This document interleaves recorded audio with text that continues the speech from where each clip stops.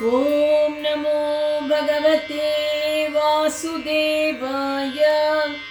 वसुदेवसुतं देवं कंसचाणूरमर्दनं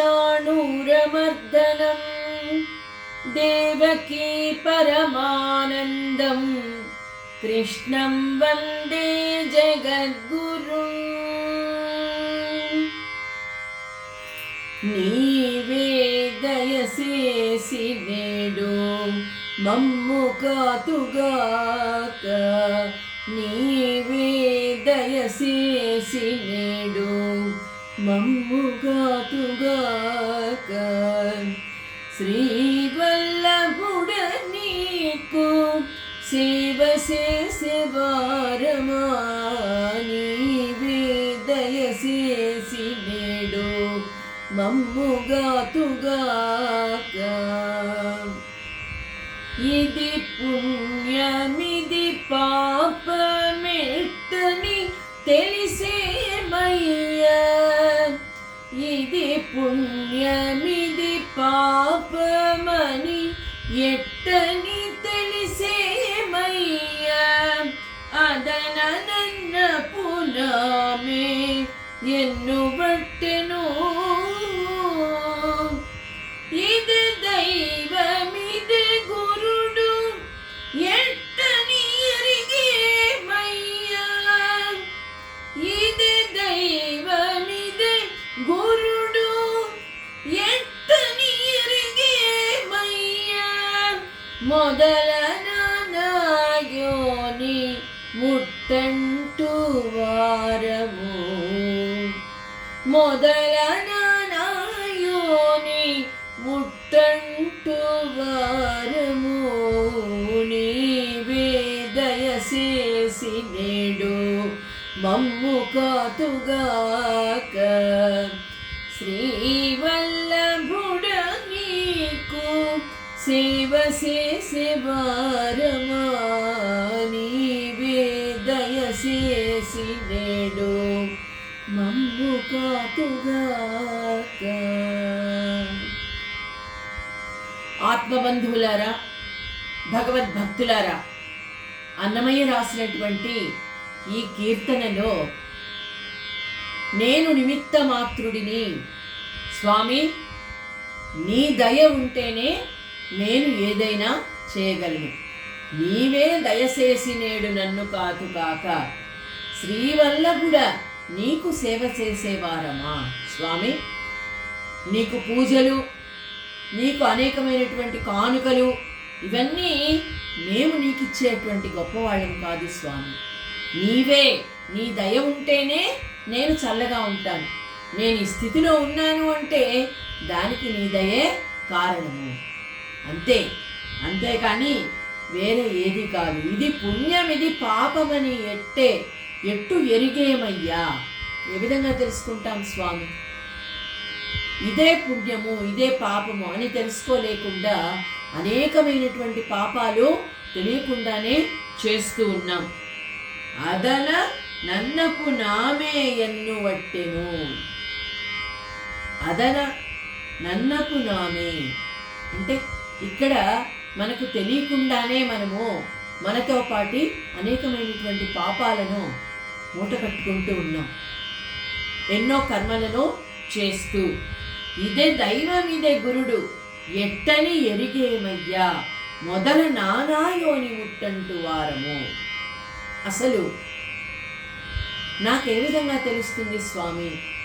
మొదల నానాయోని ముట్టంటు వారము అంటే పూర్వ జన్మలో ఏ యోనిలో జన్మించామో తెలియదు కదా, ఎవరి కడుపున జన్మించామో తెలియదు. అలాంటప్పుడు నిజంగా దైవం ఎవరో గురుడెవరో తెలుసుకునేటువంటి అంతటి నిజంగా భాగ్యము మాకు ఉందా స్వామి? మాకు తెలియదు, ఏమీ తెలియదు అని చక్కటి అన్నమయ్య కీర్తనతో పురుషోత్తమ ప్రాప్తి యోగంలోకి అడుగు పెడుతూ ఉన్నాం. ఓం శ్రీకృష్ణ పరబ్రహ్మణే నమః. శ్రీమద్భగవద్గీత చతుర్దశోధ్యాయః పురుషోత్తమ ప్రాప్తి యోగః. శ్రీ భగవాన్ వాచ నిర్మాణమోహాజిత సంగదోష అధ్యాత్మనిత్యా వినివృత్తకామాః ద్వంద్వైర్విముక్తా సుఖ దుఃఖ సంజ్ఞై గచ్చంత్యమూఢాః పదమవ్యయం తత్. అంటే నిర్మాణమోహాజిత సంగదోష అధ్యాత్మనిత్యా వినివృత్త కామా. అంటే నిజంగా ఆత్మజ్ఞానాన్ని తెలుసుకున్న తర్వాత ఈ మోహాలు మానాలు ఇవన్నీ వదిలిపెట్టేస్తాడు మానవుడు. ఎవరైనా ఏమైనా అన్నప్పుడు, అవమానం చేసినప్పుడు, అలాగే రెండిటికి ఒకేలాగా స్పందిస్తాడు. అవమానం చేసినా అలాగే మెచ్చుకున్నా ఒకే విధంగా స్పందిస్తాడు. నిజంగా ఆత్మజ్ఞాని. జిత సంగ దోష, ఎన్నో దోషాలు మనం ఎంతమందినో కలుస్తూ ఉంటాం. ఎన్నో ఈ ప్రాపంచిక విషయాల్లో మనకు ఎదురవుతూ ఉంటాయి. ఎన్నో సమస్యలు ఎదురవుతూ ఉంటాయి. ఎన్నో రకాల మనుష్యులు మనకు ఎదురవుతూ ఉంటారు. అలాగే దోషాలు మనకు తెలియకుండానే చుట్టుకుంటూ ఉంటాయి. అయితే మనం మామూలుమైన అంటే సాధారణమైనటువంటి మానవులం కాబట్టి అవన్నిటినీ మనము చాలా తీవ్రంగా ఆలోచించి బాధపడుతూ ఉంటాం. కానీ ఆత్మజ్ఞాని ఏ విధంగా ఉంటాడు? నిర్మాణమోహాజిత సంగదోష అధ్యాత్మనిత్యా వినివృత్త కామాః. ఉదాహరణకి తీసుకున్నట్లయితే వర్ష ఋతువు, వర్షం కురిసిన తర్వాత ఆకాశము మేఘాలన్నీ విడివడిపోయి చాలా నిర్మలంగా ఉంటుంది వర్షం కురిసిన తర్వాత. అదేవిధంగా పురుషుని మనస్సులో మానము, అవమానము, మోహము ఇవన్నీ కూడా వికారాలు విడిపోయిన తర్వాత నిర్మలమైన ఆకాశంలాగా ఉంటుంది. అంతేకాదు ఆత్మ ప్రాప్తి వలన ఎలా ఉంటుంది అంటే, చూడండి, అరటి చెట్టుకు కాయలు కాసిన తర్వాత ఆ చెట్టు నరికేస్తాం. అంటే ఫలాలు వచ్చిన తర్వాత ఇక నరికి వేయబడినటువంటి చెట్టులాగా మానవుడు తయారవుతాడట. అంటే నిజమైన ఫలం లభించేసింది, ఆత్మ ప్రాప్తి లభించింది. అది పొందనంత వరకు అన్నిటికీ మనము విచారిస్తూ ఉంటాం, బాధపడుతూ ఉంటాం, సంతోషపడుతూ ఉంటాం, నన్ను మించిన వాడు లేడు అనుకుంటూ ఉంటాం. అంటే అహంకారంతో విర్రవీగుతూ ఉంటాం. కానీ ఈ వికారాలన్నీ వీడిపోయిన తర్వాత, అరటి చెట్టు ఒకసారి ఫలించిన తర్వాత ఇక మళ్ళీ దానికి ఫలాలు రావు, వెనక్కి వెళ్ళదు. కాబట్టి దాన్ని నరికేస్తాం. ఆ విధంగా మనసు చాలా నిశ్చలంగా మారుతుంది. అరటి చెట్టు ఆ విధంగా ఆయువు తీరిపోవు రీతిని. అదేవిధంగా ఒక నరికి వేయబడినటువంటి చెట్టు మీద పక్షులు వాళ్తాయా? వాళ్ళనే వాళ్ళు. ఆ చెట్టుకు కాయలు, ఫలాలు, పువ్వులు అన్నీ ఉంటే ఆ చెట్టు మీద పక్షులు వచ్చి వాళ్తాయి కదా, ఆహారం కోసం. అలాగే నీడ కోసం ఎన్నో జంతువులు వచ్చి చేరుతాయి. చెట్టు అయితే ఎప్పుడు నరికి వేయబడిందో ఏ పక్షులు రావు, ఏ జంతువులు కూడా దాని దగ్గరికి రావు. అంటే ఎవరినైతే సమస్త సంకల్ప వికల్పాలు, ఇది నేను చెయ్యాలి, ఈ పని నేను చెయ్యాలి, ఇది చేస్తే కానీ నేను సంతోషంగా ఉండను అని ఎప్పుడైతే మానవుడు భావిస్తాడో అప్పుడు అన్ని రకాలైన వికారాలు మనసులో ఆక్రమించుకుంటాయి. ఎలా చేయాలి, ఈ పని ఎలా చేయాలి, ఇది జరగకపోతే ఎలా నేను ఆనందంగా ఉంటాను, ఇలా ఆలోచిస్తూ ఉంటాడు కదా. వికల్పము, సంకల్పము లేదు, వికల్పము లేదు. అది చెయ్యాలని లేదు, అది కాకపోతే బాధపడము లేదు. ఆ విధంగా ఉన్నట్లయితే యద్భావం తద్భవతి, ఏది ఎలా జరగాలో అలా జరుగుతుంది అని నిశ్చలంగా ఆత్మజ్ఞానాన్ని తెలుసుకున్న తర్వాత ఉన్నాడు అనుకోండి మనిషి, అప్పుడు సంకల్పాలు ఉండవు, వికల్పాలు ఉండవు. అదేవిధంగా దోషములనడి వనస్పతిని అతి త్వరగా మొలిపించడి భూమియగు వేద బుద్ధి ఎవరి యందు నామమాత్రమునకైనా లేదో. దోషాలు అంటే మనము ఎవరి గురించైనా ఆలోచించి వీరు తప్పు చేస్తున్నారేమో అని మనం ఆలోచించినప్పుడు మనకు ప్రతి విషయం కూడా తప్పుగానే కనిపిస్తుంది. యద్భావం తద్భవతి. నువ్వు ఏ దృష్టితో ఎదుటి మనిషిని చూస్తావో అదే దృష్టి నీకు కనిపిస్తుంది కదా. ప్రహ్లాదుడు అన్నాడట హిరణ్యకశిపుణ్ణి, నేను నిద్రలోనైనా ఆ హరినామ సంకీర్తన మానుతానేమో, కానీ నీవు మాత్రము నాకంటే ఎక్కువ హరినామ సంకీర్తన చేస్తూ ఉన్నావు తండ్రి. కానీ దానివల్ల హిరణ్యకశిపుడికి పుణ్యం లభించింది. ఎందుకని? శ్రీహరిని స్మరించాడు కాబట్టి. ఆయనకి జన్మ అనేదే లేకుండా ఆయన చేతిలో మరణం లభించింది. కానీ మనము సాధారణమైనటువంటి మానవులం. మనము ఆ భగవంతుణ్ణి గురించి ఆలోచించాలి, భగవంతుణ్ణి గురించి నామ సంకీర్తన చేయాలి, కానీ ఇతరుల గురించి కాదు, ఇతరుల తప్పిదాల గురించి కాదు. అదే ఇక్కడ చెప్తూ ఉన్నాడు. ఎవరైతే ఇవన్నీ వదిలిపెట్టేస్తారో మళ్ళీ వెనక్కి రావడం జరగదు. మనం చెప్పుకున్నాం కదా, నెయ్యి అయిన తర్వాత మళ్ళీ పాలుగా నెయ్యి ఎప్పుడు మారదు. పాలు వేడి చేసి పాలను కాచి చల్లారబెట్టి దాన్ని పెరుగుగా చేసి దానిలో నుండి వెన్న తీసి వెన్న వెచ్చబెట్టినప్పుడు నెయ్యి వస్తుంది. కానీ మళ్ళీ ఆ నెయ్యి పాలుగా ఎప్పటికీ మారదు. ఆ విధంగానే ఆత్మజ్ఞాని ఉంటాడట. ఈ విధంగా దేహాభిమాన బుద్ధి నశిస్తుంది. ఈ దేహం నేను కాదు అన్నటువంటిది నశిస్తుంది. అప్పుడు ఎలా ఉంటాడు? అధ్యాత్మ నిత్యా వినివృత్త కామః. అధ్యాత్మకము, ఇది నేను కాదు, ఈ ఆత్మని నేను, ఈ శరీరాన్ని కాదు. ఈ కామాలు, ఈ వికారాలు ఇవన్నీ కూడా విడిచిపెట్టేస్తాడు. ఆయువు తీరిన వ్యక్తి యొక్క శరీరము ఎప్పుడైతే ఆకస్మికంగా జీవుడిని విడిచిపోతుందో, ఎన్నో ఆశలు ఉండొచ్చు, ఎన్నో కోరికలు పెట్టుకుంటాడు, ఎంతో మోహంగా ఉంటాడు ఈ శరీరం మీద. అమ్మో, ఈ శరీరానికి ఏమవుతుందో, ఎందుకంటే ఇది నాది, ఈ శరీరం నాది అని ఆలోచించినంత వరకు దీని గురించి చాలా జాగ్రత్తలు తీసుకుంటాం మనం. ఈ శరీరం గురించి మంచి ఆహారం తీసుకోవాలి, మంచి వ్యాయామం చేయాలి, అదేవిధంగా చాలా జాగ్రత్తగా ఉండాలి అని ఆలోచిస్తాం కదా.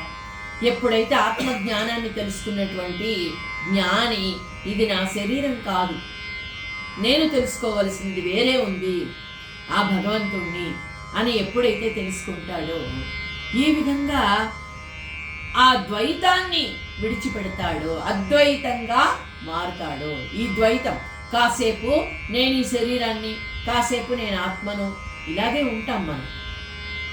అంటే మనము ఆ స్థితికి ఇంకా చేరుకోలేదు. ఆ స్థితికి చేరిపోయిన తర్వాత ఎలా ఉంటాడు అంటే, ఇక ఎవరి ఎదుట దేహానికి తోచే సుఖ దుఃఖాలనేటువంటి ద్వంద్వాలు, ఇది నా సుఖం, ఇది నా దుఃఖం, ఇలా ఉంటే నేను సుఖంగా ఉంటాను, లేకుంటే నాకంతా దుఃఖమే, నేను అనుకున్నది జరగకపోతే నాకు దుఃఖమే, లేదా నాకు ఈ సౌకర్యాలన్నీ ఉంటేనే నేను సుఖంగా ఉంటాను. ఇవి ద్వంద్వాలు. ఈ ద్వంద్వాలు వీడిపోయిన తరువాత ఎలా ఉంటాడు? మేల్కొనిన మనుష్యునిపై మరణ సంబంధముగు విషయమును గురించిన స్వప్న భావము ఎప్పటికీ కలుగదు. అంతే కదా, మనము కలగంటున్నప్పుడు ఎన్నో రకాల కలలు కంటాం స్వప్నంలో, కానీ చాలా మటుకు ఏవి కూడా మనకు గుర్తు ఉండవు. మేల్కొనిన తర్వాత ఆ విధంగా ఉంటాడు నిజమైనటువంటి ఆత్మజ్ఞాని అంటూ ఉన్నాడు. ఆ ఎవరికి అంతటా కేవలము ఆత్మస్వరూపమే కాంపించునో. ద్వంద్వై విముక్త సుఖ దుఃఖ సంజ్ఞై గచ్చంత్య మూఢా పదమవ్యయం తత్. ఈ ద్వంద్వాల నుంచి విముక్తి అయిన తర్వాత ఆత్మస్వరూపమే కనిపిస్తుంది. అదే ఆత్మ పరమాత్మలో లీనము అవడము. ఆకాశము ఒక చోటు నుండి మరి ఒక చోటి పోవుటకు వీలే లేని రీతిని మనకు కనిపిస్తుంది. ఎక్కడ వెళితే అక్కడ ఆకాశం వెళుతూ ఉందా, మేఘాలు వెళుతూ ఉన్నాయా అని కనిపిస్తుంది. కానీ ఇది మన భ్రమ. అదే మనం మాయలో ఉన్నంత వరకు మనం తెలుసుకోలేము. ఎప్పుడైతే ఆత్మస్వరూపాన్ని తెలుసుకుంటామో అప్పుడు ఆకాశం అంతా ఒకటే, భూమి అంతా ఒకటే. ఎక్కడున్నా సూర్యుడు కనిపిస్తున్నాడు, ఎక్కడున్నా చంద్రుడు కనిపిస్తున్నాడు కదా. ఆ సూర్య చంద్రులకు భేదం లేదు. ఇది భవనమా, ఇది గుడిస, ఇది పెంకుటిల్లా. అలాగే చంద్రుడి వెన్నెల ఎక్కడైనా కురుస్తుంది, చల్లదనం ఎక్కడైనా ఉంటుంది కదా. ఆ విధమైనటువంటి మానసిక పరిస్థితి ఆత్మజ్ఞానికి కలుగుతుంది. అంతేకాదు, ఇక ఇందు మూలముననే విషయ వాసన సంపర్కము ఎన్నడూ ఎవరితో పొసగనేరదు. విషయ వాసనలు అనేది పారిపోతాయి. మనం చెప్పుకున్నాం కదా, ఎప్పుడైతే చెట్టు నరికివేయబడిందో అప్పుడు పక్షులు ఎగిరిపోయినట్లుగా. ఆత్మజ్ఞానం కలిగిన తర్వాత విషయ వాసనలు వాటంతటవే వీడిపోతాయి. ఆ విధంగా స్వచ్ఛమైన బంగారంలో స్వచ్ఛమైన బంగారము కలిగి రీతిని కదా. బంగారం స్వచ్ఛంగా ఉండాలి అంటే దానికి ఎన్నో సమ్మెటిపోట్లు పడక తప్పదు. రాయి వజ్రంగా మారాలంటే దాన్ని ఎన్నో సమ్మెటపోట్లు పొడిస్తే గాని అది స్వచ్ఛమైన వజ్రంగా మారదు. ఈ విధంగా అచ్చట అచ్చట అనుమాట అంటే అంటే నిజమైనటువంటి అవ్యయమైనటువంటి వస్తువు, నిజమైన పరబ్రహ్మము, నిజమైనది ఏదో తెలుసుకున్న తరువాత జ్ఞానాతీతమైనది అది. నేనెన్నో తెలుసుకున్నాను, ఇప్పటికీ నాకు తెలుసు, ఇదంతా నాకు తెలుసు అన్నటువంటి అహం, అహం బ్రహ్మస్మి, ఇది నేను కాదు, నిజమైనటువంటి అవ్యయమైనటువంటి వస్తువు వేరే ఉంది అని చెప్పడానికి వీలు కాకుండా ఉంటాడు అని చెప్తున్నాడు. న తద్భాసయతే సూర్యో న శశాంకో న పావకః యద్గత్వా న నివర్తంతే తద్ధామ పరమం మమ. న తద్భాసయతే సూర్యో అంటే ఇక్కడ ఉన్నటువంటి వస్తువులన్నీ మనకు కనిపించే వస్తువులు, ఈ మిథ్యా ప్రపంచంలో కనిపించే వస్తువులు సూర్యచంద్రుల ప్రకాశంతో మాత్రమే కనిపిస్తూ ఉన్నాయి. అయితే నిజమైనటువంటి ప్రకాశం ఏది? సూర్యచంద్రులకు కూడా వెలుగునిచ్చే ప్రకాశం, ఆ పరబ్రహ్మ యొక్క ప్రకాశము. అది తెలుసుకోవాలి మనం. ఈ కనిపిస్తున్నటువంటి ఈ వస్తువులన్నీ, ఈ తేజస్సు అంతా, ఈ ప్రకాశం అంతా, కంటికి కనపడేటువంటిదంతా మనకు కనిపించేంత వరకే. కానీ మనకు కనిపించని ఆత్మ జ్యోతి ప్రకాశం ఎక్కడుంది? ఆ పరబ్రహ్మ పైన భాసిల్లుతూ ఉన్నాడు.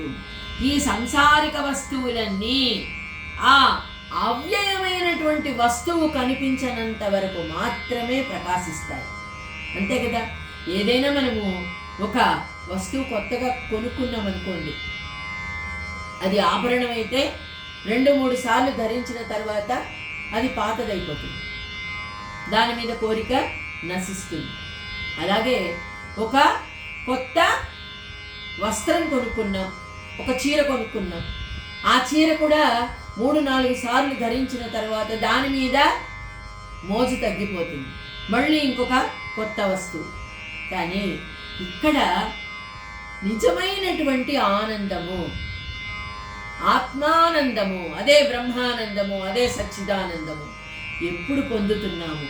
నిజమైన అవ్యయమైనటువంటి వస్తువు ఏదో దానిలో లభించినప్పుడు ఇక వీటి మీద క్రమంగా అదే తగ్గిపోతుంది. ఆశ, వ్యామోహము, కోరిక వాటంతట అవే మెల్లిమెల్లిగా వీడిపోతాయి. ఆ వస్తువు ఏ విధంగా న తద్భాసయతే సూర్యో న శశాంకో న పావకః అంటే చూడండి, ఏ వస్తు ప్రకాశింపడుట వల్ల చంద్ర సూర్యాదులు తమ ప్రచండ తేజముతో ప్రకాశిస్తున్నారో ఆ వస్తువు చుట్టూ కనిపించే తేజోరాశి మనకు కనిపిస్తోంది. సూర్యచంద్రులకు చుట్టూ తేజోరాశి కనిపిస్తుంది కదా, దాని వలన ఈ వస్తువులన్నీ మనకు కనిపిస్తూ ఉన్నాయి. అయితే చంద్ర సూర్యులకు అదే ప్రకాశమిస్తుంది. చంద్ర సూర్యులు లోకమును ప్రసరింపజేసే ప్రకాశము ఈ బ్రహ్మ వస్తువు నుండి వ్యాపించినదే. ఎక్కడి నుంచి వస్తుంది వాళ్ళకి ఆ వెలుగు? వాళ్లకు ఆ వెలుగు ఎవరిచ్చారు అంటే ఆ బ్రహ్మ వస్తువు నుండి వాళ్ళకి ఆ ప్రకాశము వస్తుంది. మనం చేసేటువంటి తప్పులన్నీ చూసేటువంటి ప్రత్యక్ష సాక్షులు, మనం చేసే పాపాలు, మనం చేసే పుణ్యాలు. పిల్లి ఏమనుకుంటుందిట? కళ్ళు మూసుకుని పాలు తాగితే నన్నెవరు చూడలేదనుకుంటూ ఉంటుంది. కానీ ఇక్కడ మనకు ఒక ప్రత్యక్ష సాక్షులుగా సూర్యచంద్రులను ఆ స్వామి నియమించాడు.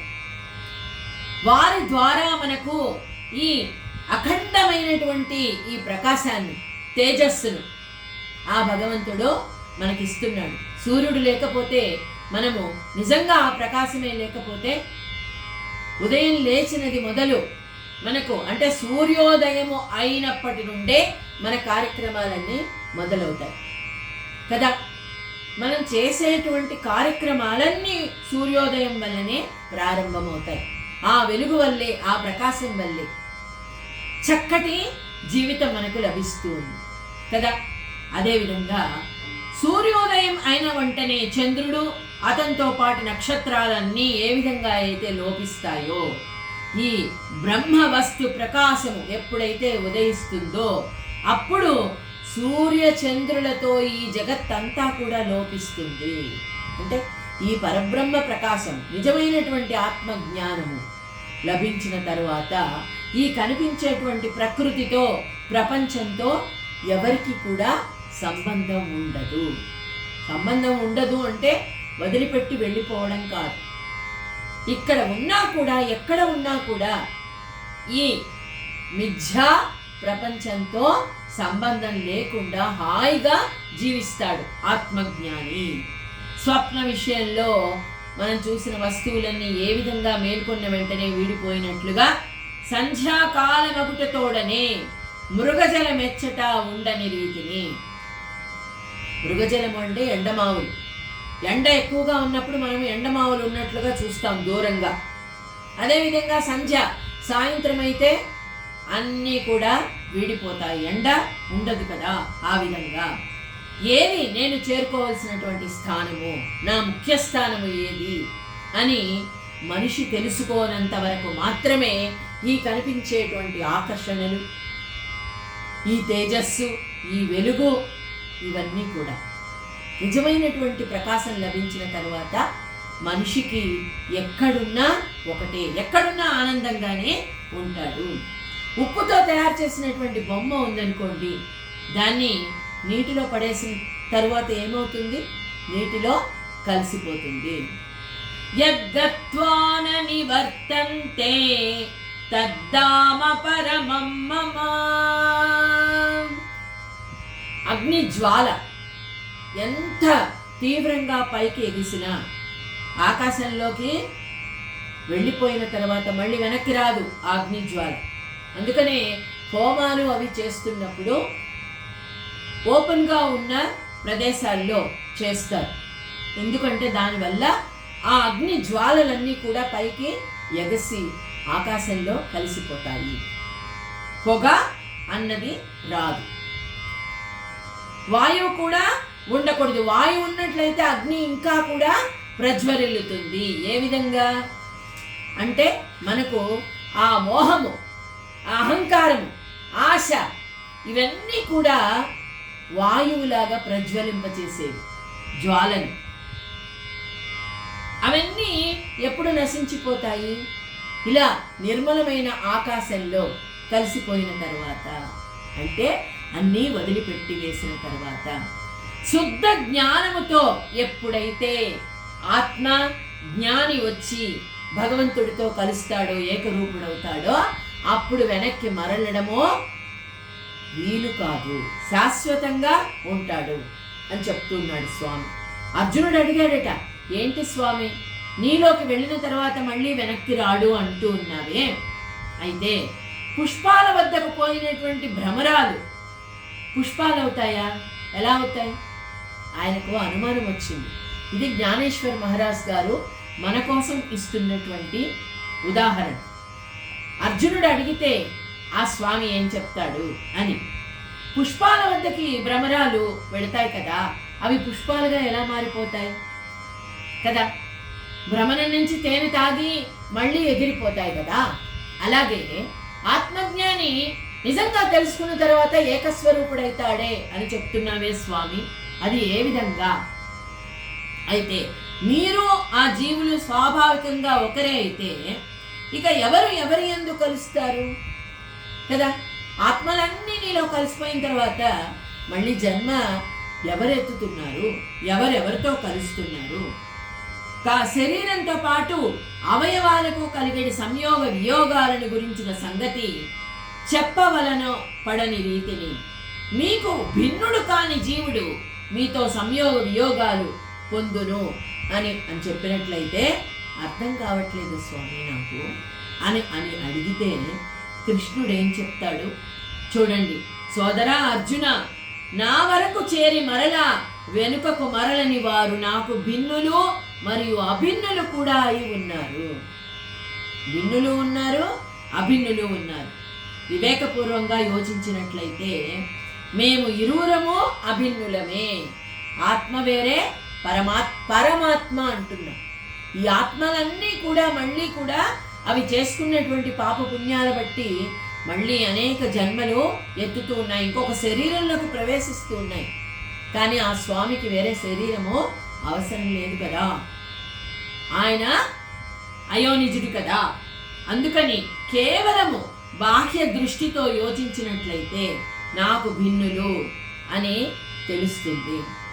అయితే వాస్తవంగా యోచించినట్లయితే నీటిలో తరంగాల వల్లే ఏ విధంగా నీరు వేరే తరంగాలు వేరే కాదు కదా, ఆ విధంగానే నగలు బంగారము భిన్నంగా తోస్తాయి. నగ ఎప్పుడు అవుతుంది? బంగారాన్ని చక్కగా మలిచినప్పుడు, మంచి డిజైన్లో తయారు చేసినప్పుడు అది నగ అవుతుంది. లేదంటే అది బంగారమే కదా. కానీ నగ కూడా బంగారంతో తయారు చేసిందే. కాబట్టి భిన్నులు అభిన్నులు జ్ఞాన దృష్టితో చూసినట్లయితే వారు నాకు అభిన్నులే. జ్ఞాన దృష్టితో అంటే ఈ లోకంలో, ఈ మాయా ప్రపంచంలో ఉన్నంత వరకు వేరేగా కనిపిస్తారు, కానీ వారు నాలో ఒక స్వరూపమే, ఆత్మస్వరూపులే. వాళ్ళందరూ కూడా ఈ పరబ్రహ్మ స్వరూపులలో ఐక్యమైపోయిన తర్వాత మరి వారు వేరేనా కాదు, కానీ అభిన్నులుగా కనిపిస్తారు. మంచి పుణ్యం చేసుకుంటే మంచి ఇంకో జన్మ లభిస్తుంది. అలా కాకుండా మళ్ళీ పాపాలు చేసుకుంటూ ఉన్నట్లయితే అనేక యోనులలో జన్మించవలసి వస్తుంది, అనేక రూపాలను ఎత్తవలసి వస్తుంది. అయితే ఇక్కడ ఏం చెప్తున్నాడు? నా శుద్ధ స్వరూపము కూడా మాయావేష్టితమైనప్పుడు అది ఏమైతుంది? మనస్సునందు నేనెవరిని అనేటువంటి వికల్పము లభించును. మాయావేష్టితం అంటే ఈ ప్రపంచమంతా మాయావేష్టితం. ఈ ప్రపంచంలో అడుగుపెట్టినప్పుడు నేనెవరిని? అదే జన్మను ఎత్తిన తర్వాత నేనెవరిని? నా స్వరూపం ఏంటి? వీరంతా ఎవరు అన్నటువంటి ప్రశ్న ఉదయిస్తుంది. సంకల్పము వస్తుంది, వికల్పం కూడా వస్తుంది. అంతా విష్ణుమాయ. దీనిలోకి అడుగుపెట్టిన తర్వాత నేను, నీవు, వీరు అన్నటువంటి ప్రశ్నలు వస్తాయి. కానీ ఇవన్నీ దాటుకొని, మాయలు దాటుకొని ముందుకు వెళ్ళిన తర్వాత అంతా ఆ భగవంతుడే అని తెలుసుకుంటావు అర్జున అని ఆ స్వామి చెప్పినట్లుగా జ్ఞానేశ్వర్ మహారాజ్ మనకి చెప్తూ ఉన్నారు. ఈ పరమ సత్యాలను ప్రతి శ్లోకంలో కూడా మనము జీర్ణించుకొని మన జీవితంలో అన్వయించుకుంటేనే మన జీవితం చాలా సాఫీగా నడుస్తుంది. ఓం శ్రీకృష్ణ పరబ్రహ్మణే నమః.